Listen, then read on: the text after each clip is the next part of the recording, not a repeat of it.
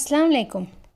आज के इस वीडियो में हम दो समझदार बकरियों की कहानी देखेंगे और सुनेंगे। मांगड़ेवाड़ी नाम का एक गांव था। इस गांव के करीब एक नदी थी। इस पर एक छोटा सा पुल था। एक वक्त में एक ही आदमी इस पर से गुजर सकता था। एक दिन ऐसा हुआ कि एक बकरी आधी दूर तक पुल पर आ गई। इसने देखा कि सामने से दूसरी बकरी भी आ रही है। दोनों आमने सामने खड़ी हो गई।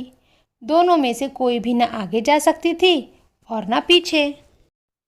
पहली बकरी ने कहा, मैं बैठ जाती हूँ, तुम मेरी पीठ पर पाँव रखो और चली जाओ। वो नीचे बैठ गई। दूसरी बकरी इस पर से गुजर गई। अब पहली बकरी खड़ी हुई। इसने भी पुल पार कर लिया। इस तरह दोनों खुश खुश अपने रास्ते चली गई। इस कहानी से हमें ये सबक मिलता है कि ज़िंदगी का हर फैसला समझदारी से करना चाहिए। समझदारी में ही हमारी भलाई है। इसमें वक्त, ताकत, कुव्वत की बचत होती है और खैरख्वाह नतीजे सामने आते हैं। अपनी वजह से किसी को भी तकलीफ़ ना हो, ये फ़िक्र हमें हमेशा करनी चाहिए।